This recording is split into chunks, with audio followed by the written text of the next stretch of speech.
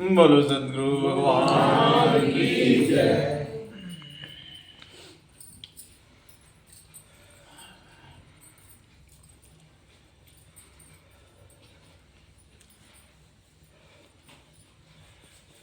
साधक का दृष्टिकोण कैसा होना चाहिए?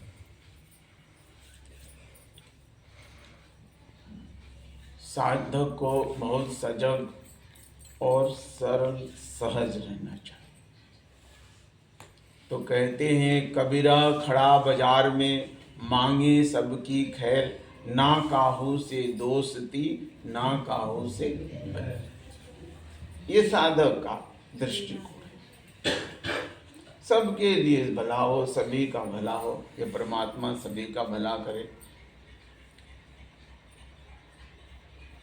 किसी से दोस्ती भी नहीं, किसी से मित्रता भी नहीं, और न किसी से बैर। हमारे लिए ना तो कोई दुश्मन है और ना कोई मित्र है।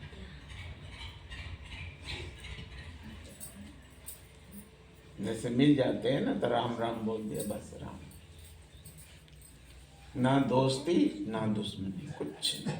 साधक का ये दृष्टिकोण होगा तब साधक क्या हो, आगे बढ़ पाएगा। कभी कभी जीवन हमें एक ऐसे मोड़ पर खड़ा कर देता है जहां पर सही क्या है गलत क्या है धुंधला सा दिखने लगता है। हम सही और गलत का निर्णय नहीं कर पाते।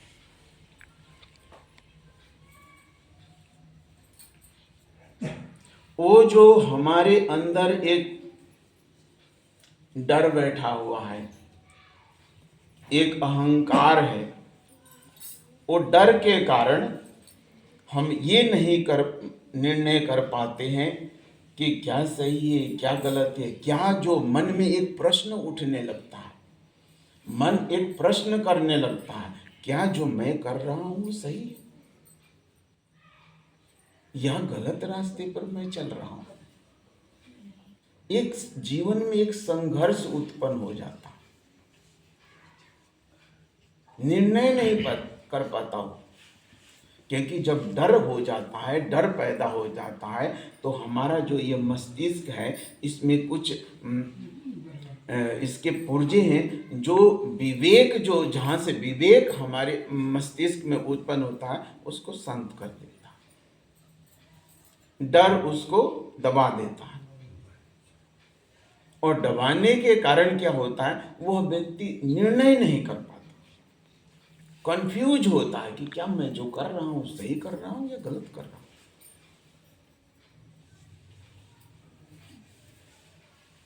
संसार और आध्यात्मिकता को क्या साथ साथ लेके चला जा सकता है?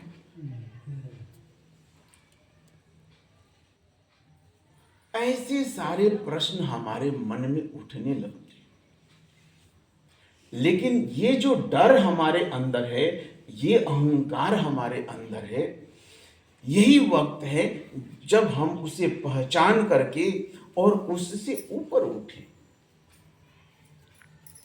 जब उसे पहचान करके हम उससे ऊपर उठेंगे तब हम जीवन को समझ पाएंगे। और यही वक्त है वह हमारे जीवन का जिस समय हम जो पकड़े हैं उसे और जोर से पकड़ लेना, विचलित ना हो करके और जोर से उसे पकड़ लेना,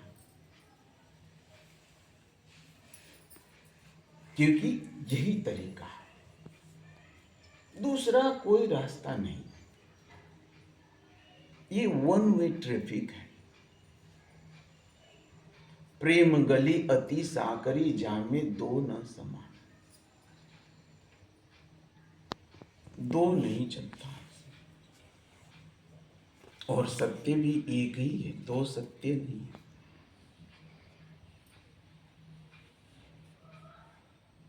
लेकिन वो डर और भय के कारण हम सही निर्णय नहीं कर पाते। तो उस समय यही है कि हम डर और भय से ऊपर उठें और उठने का साधन क्या है? विवेक। और विवेक कहाँ से मिलेगा? बिना सत्संग विवेक न होई।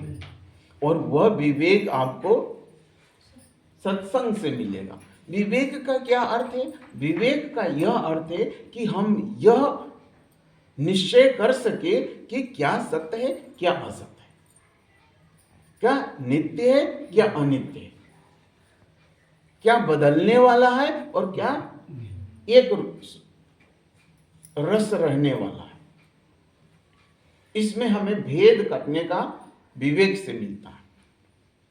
तो जिसके पास विवेक होगा वही भेद कर पाएगा कि क्या परिवर्तन होने वाला है निरंतर और क्या एक रस रहने वाला है, एक रूप रहने वाला है हमेशा। और जब तक हम इन दोनों में निर्णय नहीं कर पाएंगे हमारा जीवन संतुलित नहीं होगा। देखो, परमात्मा जो है ना, वो मंदिरों में छुपे हुए नहीं है। परमात्मा धूप और दिए के पीछे छुपे हुए नहीं है। परमात्मा हमारे रोजमर्रा की जिंदगी में है। हमारे एक एक कर्म के साथ परमात्मा है और हमारे अंदर है, बाहर नहीं है। जिन खोजा तिन पाया, गहरे पानी बैठ। उसको जानना है तो हमें गहरा बैठना पड़ेगा। हम ऊपर ऊपर ढूंढ रहे हैं उसको। सोना जो होता है ना, वो पहाड़ के ऊपर नहीं होता। मोती जो होता है ना, समुद्र के ऊपर तैरता हुआ नहीं मिलता, समुद्र की गहराई में मिलता।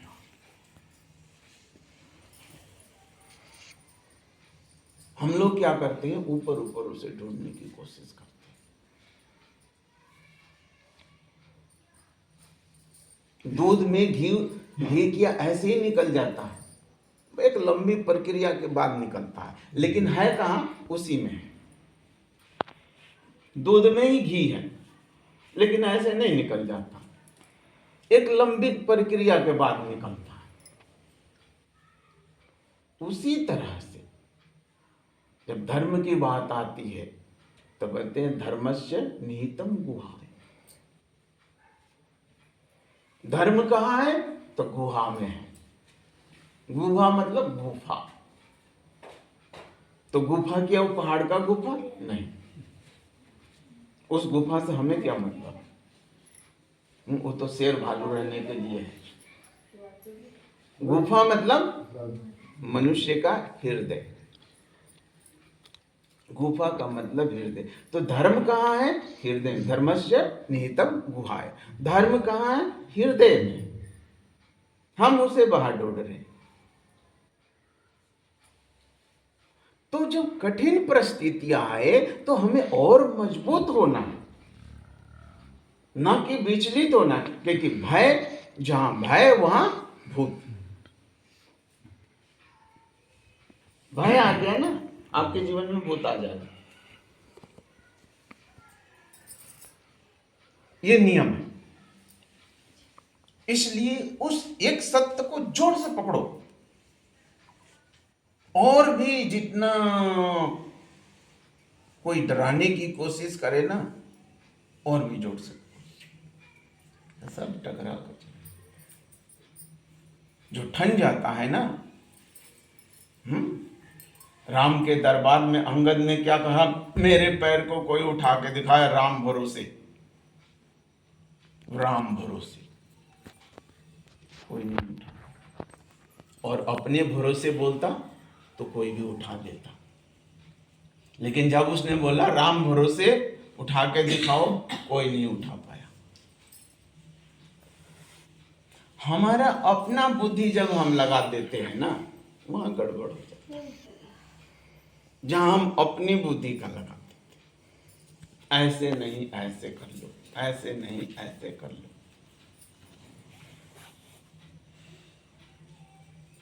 सत्य तो एक ही है ना, दो थोड़ी है, एक है। और उसको किस रूप में आप मानते हो, जिस रूप में भी मानोगे उसी रूप में आपको सामने।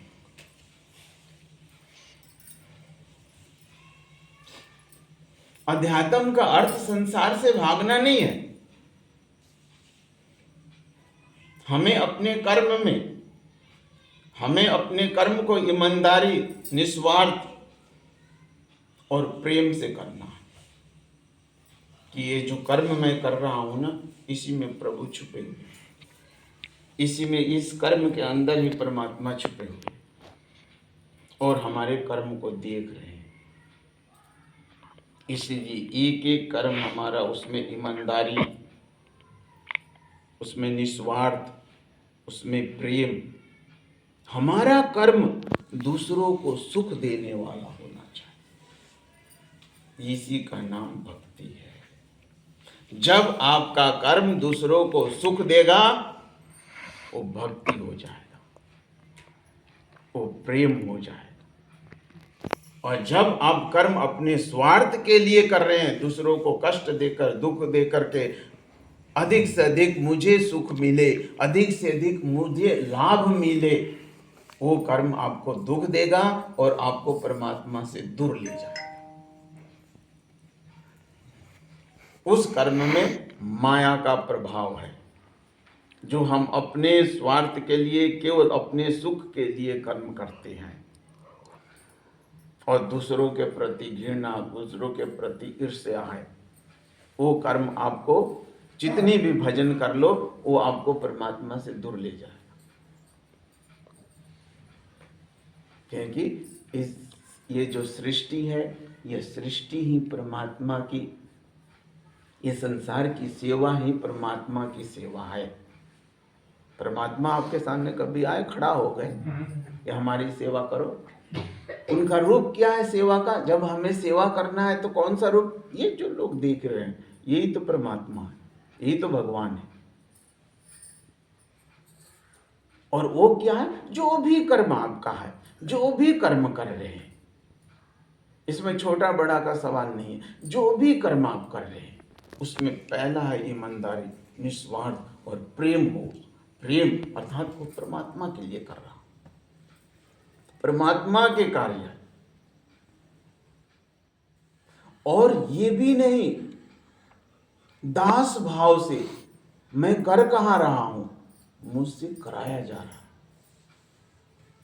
जैसे मालिक ने आदेश दिया है कि तुम्हें ये कर्म करने हैं, तो जब मालिक आदेश देता है तो दास का कोई हक नहीं रह जाता है कि मैं इस कर्म को करूं या ना करूं, विकल्प नहीं है उसका पास। जब मालिक ऑर्डर करता है, हुक्म देता है, तो दास के पास कोई विकल्प नहीं रहता है कि करूं या नहीं करूं, करना ही है। तो वो करवाया जा रहा है उससे, वो कर भी नहीं रहा, तो करवाया जा रहा है, फिर क्या परेशानी है? करे जाओ। बुद्धि लगाना नहीं, बुद्धि तो मालिक बता रहा है ना कि इस काम को ऐसा कर दो, इस काम को ऐसा कर दो, फिर टेंशन किस बात का? तो मुझसे करवाया जा रहा है, मैं कर नहीं रहा। तो जब ये भाव होगा तो हमारा अहम टूटेगा, हमारा अहम गिरेगा कि मैं करने वाला नहीं हूं, मुझसे करवाया जा रहा है।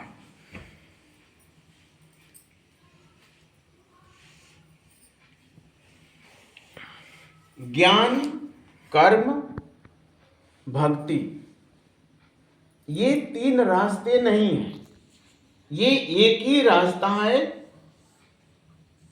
एक ही मंजिल को पाने के लिए देखते तीन प्रकार के हैं, ज्ञान, कर्म और भक्ति, तीन प्रकार के दिखाई देते हैं, लेकिन ये तीनों एक ही मंजिल तक पहुंचाने वाले रास्ते हैं। इसीलिए जैसे कि पूजा करते हैं ना हम, तो पूजा में क्या क्या ध्यान रखते हैं? पवित्रता, पहला शरीर की पवित्रता, फिर मन की पवित्रता, फिर सामग्री जो पूजा में डालते हैं उसकी। उसी तरह से कर्म जब करते हैं तो मन की पवित्रता, और जो कार्य कर रहे हैं उस कार्य में पवित्रता, तो वो कार्य क्या हो जाएगा? आपका पूजा बन जाएगा। कहते हैं ना कर्म ही पूजा है, तो वो कर्म कौन सा पूजा है? जो कर्म ईमानदारी से, निस्वार्थ से और प्रेम से किया जा रहा है, वही कर्म क्या है? पूजा बन जाता है। संसार के कर्म को आप पूजा बना दो और फिर देखो आनंद आवेगा। हम संसार के कर्म में बेईमानी करते हैं, मिलावट करते हैं, जिसके कारण हमारा मन जो होता है वो क्या मलिन हो जाता है, और मलिन होने के कारण में हमारे भजन में बाधा आता है। जितना मन मलिन होगा भजन में बाधा होगा, क्योंकि भजन जीवा से नहीं होता, मन से होता, आत्मा से होता, हृदय से होता। इसलिए कर्म की पवित्रता चाहिए।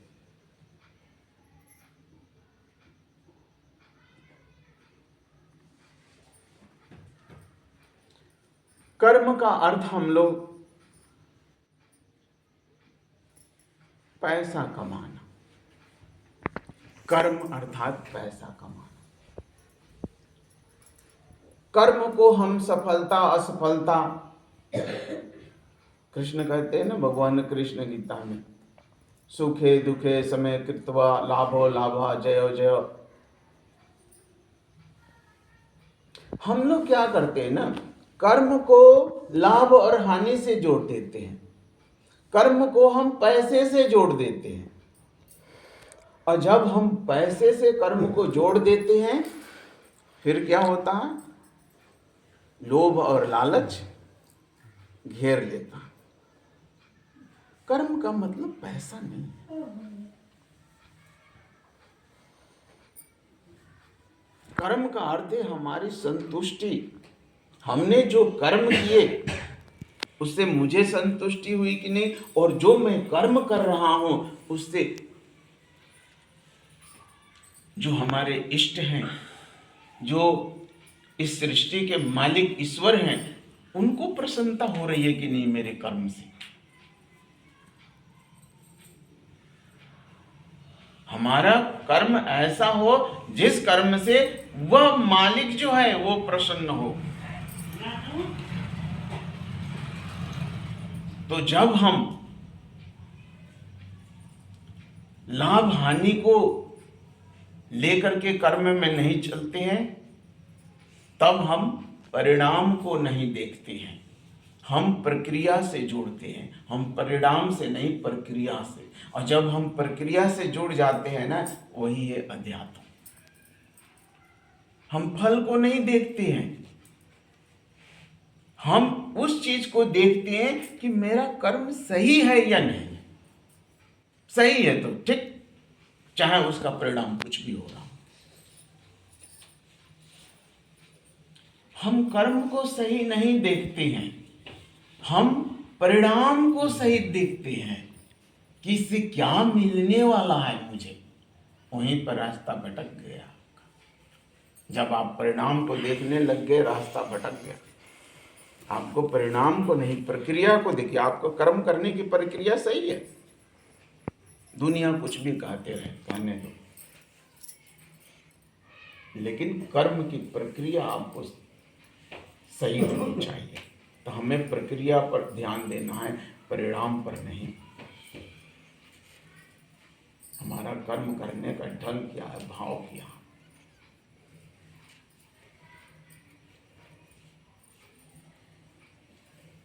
वही परमात्मा है, कर्म ही पूजा, वही मिल जाएंगे आपको।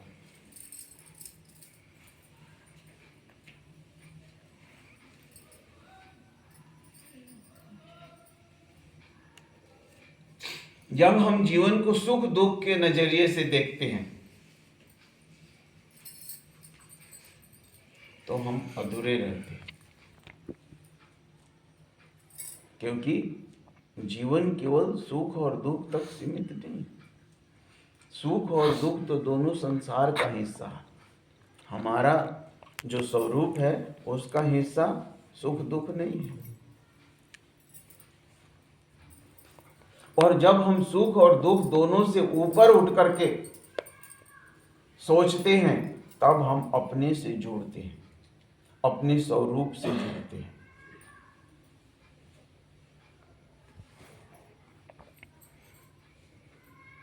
तो अपने स्वरूप से जुड़ना है तो हमें सुख और दुख से ऊपर उठना पड़ेगा।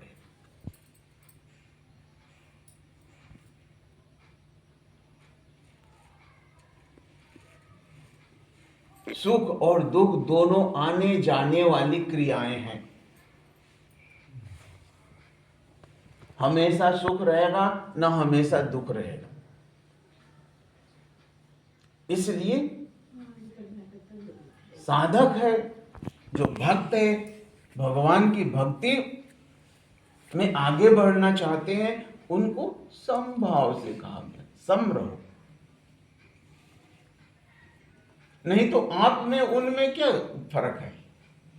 वो भी दुख में रोते हैं, आप भी दुख में रोते हो। वो भी सुख में नाचते हैं, आप भी सुख में नाच रहे हो। आप में उनमें क्या फर्क है? भजन करने का, ध्यान करने का, सुमिरन करने का जो फल है वह क्या है? वह फल है कि हमारा मन सम स्थिति में आ जाए, सम हो जाए, सुखे दुखे समकृत्वा, सुख दुख में सम रहे। यही तो हमारे भजन का फल है ना। पहली स्थिति क्या है? सम है। जब सम आवेगी, अवस्था आवेगी, बैलेंस जीवन में होगा, तब फिर आनंद आवेगा। पहले आनंद नहीं आता। पहले हमारे जीवन में बैलेंस, सम की अवस्था आवेगी। जब सम की अवस्था आवेगी, फिर आनंद आवेगा। सम आया नहीं हमारे जीवन में, हम आनंद की खोज कर रहे हैं।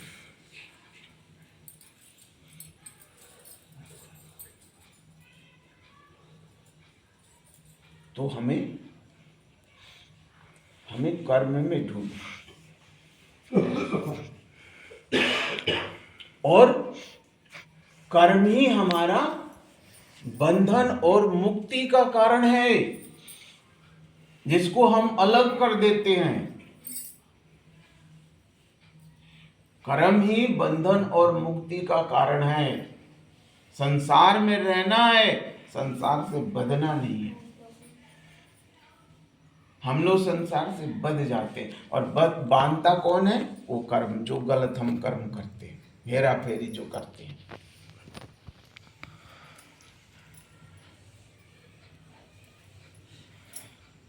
इसीलिए अटल और दृढ़ निश्चय।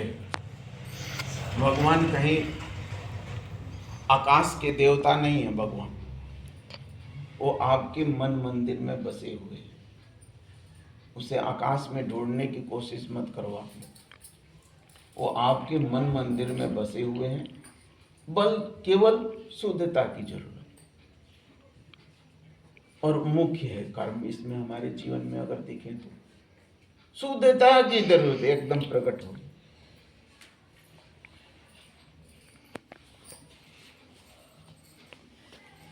बहुत माला जपने से नहीं होता, इसीलिए शुद्धता लाओ।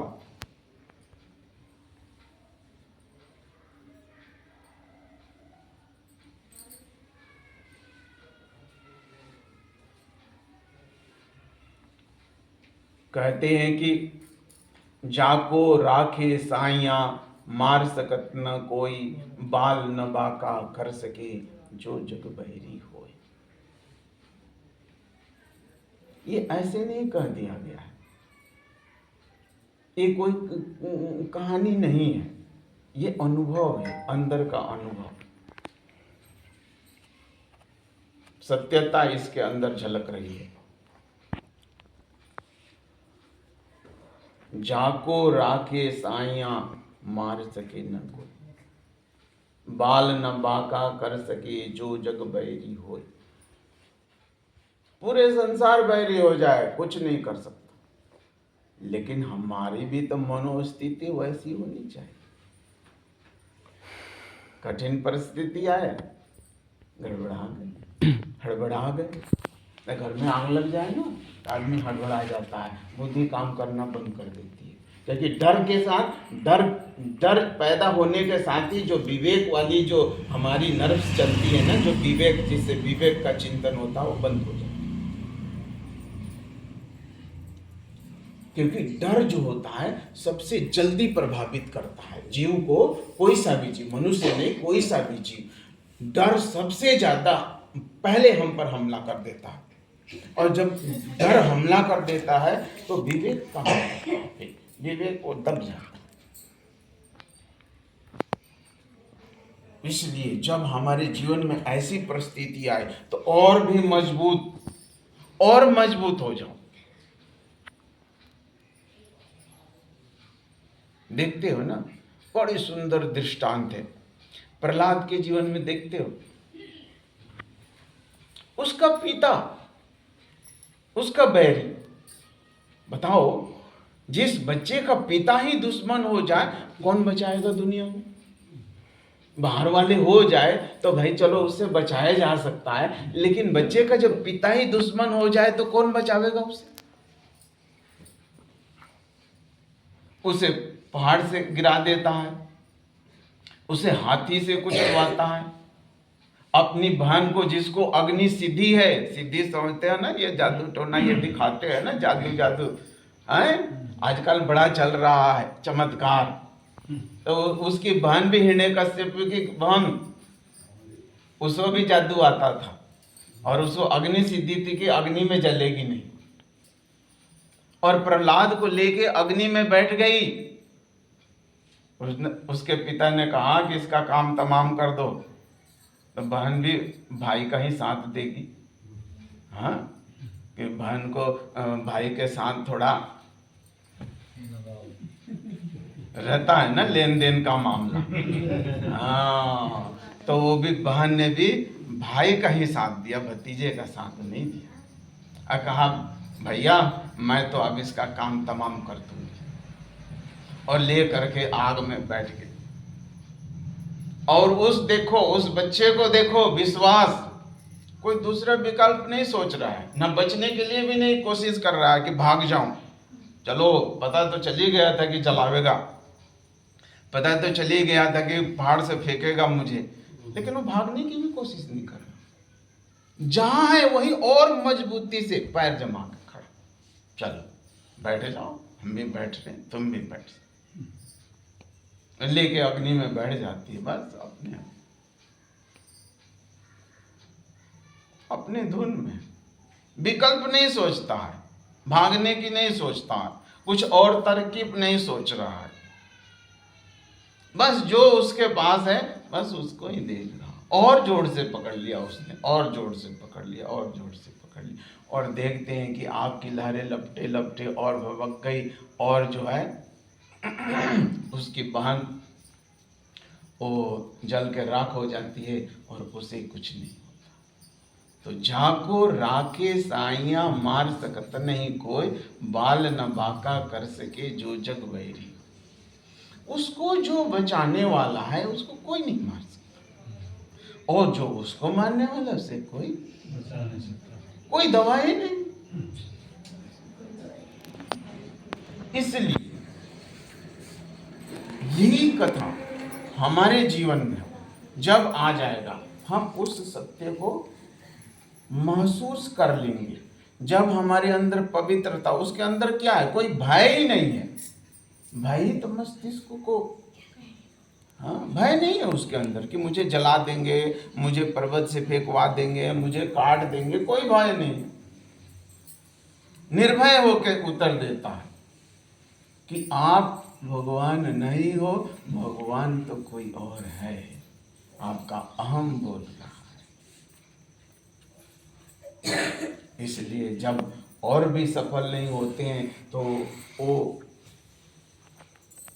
स्वयं ही कह रहा है कि इतने दिनों तो मैंने दूसरों के हाथों तुम्हें सौंपा था, अब मैं तुम्हारा काम स्वयं ही तमाम कर दूंगा। तो वहां भी परमात्मा उसकी रक्षा करते, क्योंकि देखो दूसरा कोई विकल्प नहीं।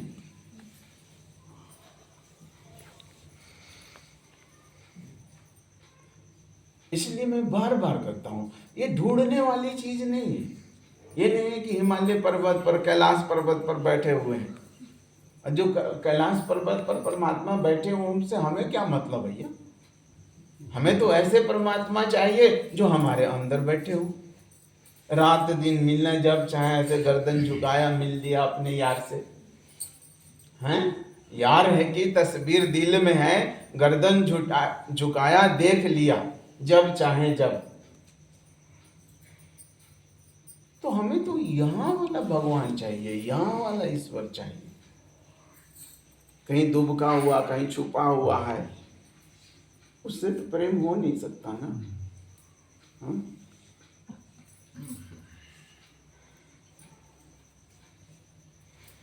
लेकिन अज्ञानता के कारण, ना समझी के कारण, या संशय या भय के कारण हम उसे क्या होते ढूंढते फिरते हैं, संसार में ढूंढते फिरते हैं। कस्तूरी जो होता है ना, मृग के नाभि में होता है, और कस्तूरी से सुगंध आती है, तो वो मृग सोचता है कि कस्तूरी कहीं जंगल में फैला हुआ है, और उस कस्तूरी को पाने के लिए वो चारों तरफ भागता रहता है जंगल में, लेकिन उसकी नाभि में ही कस्तूरी होती है जो सुगंध देती है। उसीलिए सबसे जो प्रिय परमात्मा है वो हमारे ही अंदर है। केवल शुद्धता की जरूरत है। वो कर्म हमारा जो सबसे बाधक है, वह कर्म है हमारा। वो कर्म को ही पूजा बना दो, इतना कर्म हमारा पवित्र हो कि कर्म पूजा बन जाए। और पवित्र मतलब दूसरों को सुख देने वाला। दूसरों को सुख देने वाले का अर्थ ये भी नहीं है कि चापलूसी किसी की करनी है, गलत तरीके से सुख पहुंचा, नहीं नहीं, ये भी अर्थ नहीं है। इसलिए मैं बता रहा हूँ, ये भी अर्थ नहीं है गलत तरीके से किसी को सुख पहुंचाना, फिर वो पाप हो जाएगा। सही तरीके से जो सुख मिल रहा है, जो हम ईमानदारी से जो कर्म कर रहे हैं, उसके द्वारा जो सबको सुख मिल रहा है, वो सुख की बात हो रही है। किसी के लिए कुछ गलत करके सुख पहुंचाना वो नहीं, फिर तो तुम्हारे कर्म गलत हो जाएंगे और फंस जाओगे। तो हमारा यह क्या है, यह भक्ति मार्ग है। विश्वासम सिद्धिर प्रथम लक्षण, यहां विश्वास चलता है, प्रथम सीढ़ी है। यहां बुद्धि काम नहीं ज्यादा करती है, बुद्धि का यहां ज्यादा प्रयोग नहीं है। और विश्वास अटल, किसी भी परिस्थिति में कुछ भी हो डिगना नहीं चाहिए। परमात्मा जब सबकी रक्षा किए हैं, हमारी भी करेंगे। सबकी रक्षा किए हैं तो हमारी भी करेंगे।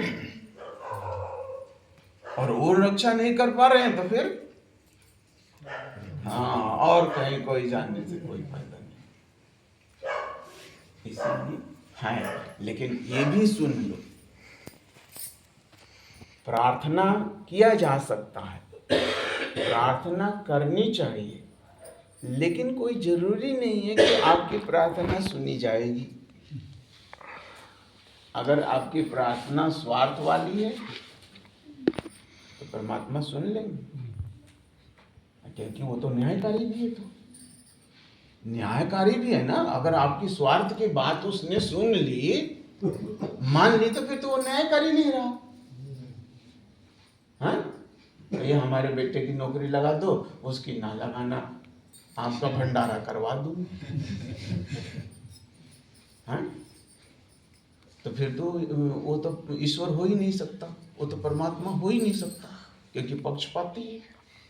तो इसीलिए हम प्रार्थना कर सकते हैं, लेकिन आपकी प्रार्थना मानी जाएगी ये कोई जरूरी नहीं है, क्योंकि निर्णय वही होगा जो सही है।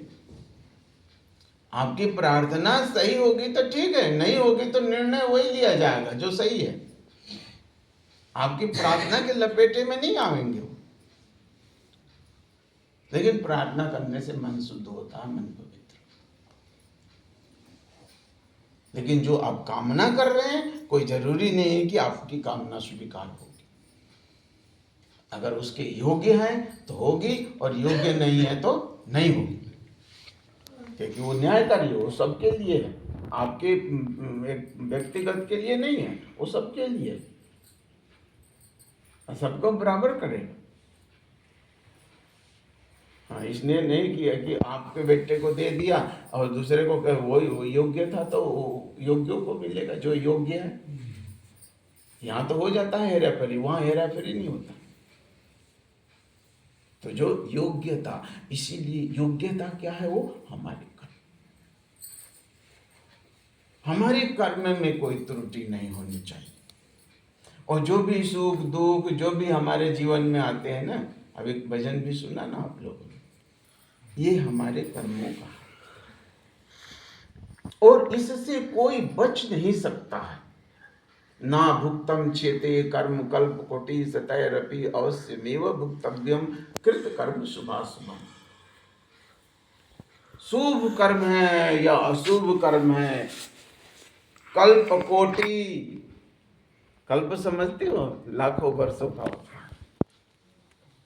उपाय कर लो, कोई भी उपाय नहीं चलेगी, उन कर्मों को भोगना पड़ेगा। अच्छे हैं उसको भी भोगोगे, बुरे हैं वो उसको भी।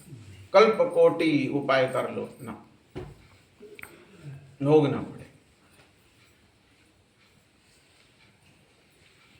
इसीलिए बार बार ये कहता हूं कि कठिन परिस्थितियों में भी और जोर से पकड़ो, जैसे प्रहलाद ने पकड़ लिया। उसने उपाय नहीं कर रहा, बस पकड़ लो, जो पकड़ रहा है उसी को पकड़ लो। अब पकड़े रहोगे तो हो सकता है कुछ कृपा हो जाए, कुछ दया हो जाए, कुछ हो जाए। इसलिए भय की इस बात का भय नहीं होना चाहिए। जब भगवान हमारे साथ हैं, जानते हो या नहीं जानते हो अलग की बात है, लेकिन हैं तो फिर भय क्या? हम भय किससे? भय भी उन्हीं का है, और भय से मुक्त करने वाले भी वही है। बंधन भी उन्हीं के द्वारा होता है, और मुक्ति भी उन्हीं के द्वारा। समस्या वही आ जाती है ना, जब हम कर्म को पैसा बना देते हैं। लक्ष्मी किस पर बैठी हुई है जानते हो? उल्लू पर। और उल्लू का विवेक नहीं होता, सड़ी गली हुई चीजें खाता है, मरी हुई चीजों को खाता है। इसीलिए बैठो मत लक्ष्मी के ऊपर, नहीं तो बुद्धि भ्रष्ट कर देगी। उतना ही जितनी दाल रोटी मिल जाए, और वो भी ईमानदारी से, दाल रोटी भी ईमानदारी से होनी चाहिए, तपा झांकी नहीं। और वाले क्या कर रहे हैं, दूसरे वाले क्या कर रहे हैं, क्योंकि जब भोगतोगे तो दूसरे वाले साथ नहीं देंगे, बल्कि और दो रोड़ी मारेंगे और हंसेंगे। इसीलिए ये जो कथाएं आई है ना, बहुत सारे कथाएं यही दिखाती है कि हम भक्ति में हैं या परमात्मा में है तो कैसा होना चाहिए, भाव कैसा होना चाहिए, हमारा निश्चय कैसा होना चाहिए। ये कथाएं यही सब दिखाती हैं। निश्चय कैसा होना चाहिए, भाव कैसा होना चाहिए, समर्पण कैसा होना चाहिए हमारा। तो जितना प्रबल भाव, जितना समर्पण, शरीर से, मन से, आत्मा से जितना समर्पण होगा, उतना ही हमारा ठीक रहेगा। कहते हैं ना, कृष्ण भगवान कृष्ण कहते हैं, सर्वधर्म परित्यज्य मामेकम शरणं व्रज अहम त्वां सर्व पापेभ्यो मोक्षयामि मा शुचि। सभी धर्मों को छोड़ करके, जो शुरू में मैंने कहा दिया, सभी धर्मों को छोड़ करके मेरी शरण में आ जा, सारे पापों से मुक्त कर। हम जितना हेरा फेरी करते हैं किसके लिए करते हैं? अपनों के लिए, मित्रों के लिए, रिश्तेदारों के लिए। भैया मेरा रिश्तेदार है, इसे छोड़ दो, चलो आगे से नहीं करेगा। भाई तुम्हारे रिश्तेदार को छोड़ देंगे तो उसकी जगह किसको पकड़ेंगे? क्योंकि अपराध तो किया है ना, तो फिर तुम्हें पकड़ेंगे, तुम झूठे में पकड़े जाओगे फिर। इसलिए बिल्कुल मजबूत रहो और हिलना डुलना नहीं, बस वहीं जो कुछ होगा। अनहोनी होनी नहीं और होनी हो सो होय। राम भरोसे सो, राम के भरोसे सो गए, होना होगा वही होगा, और नहीं होना होगा तो कुछ भी नहीं होगा। ये निश्चय होता है, निश्चय से सब कुछ है। यह जीवन एक निश्चय है।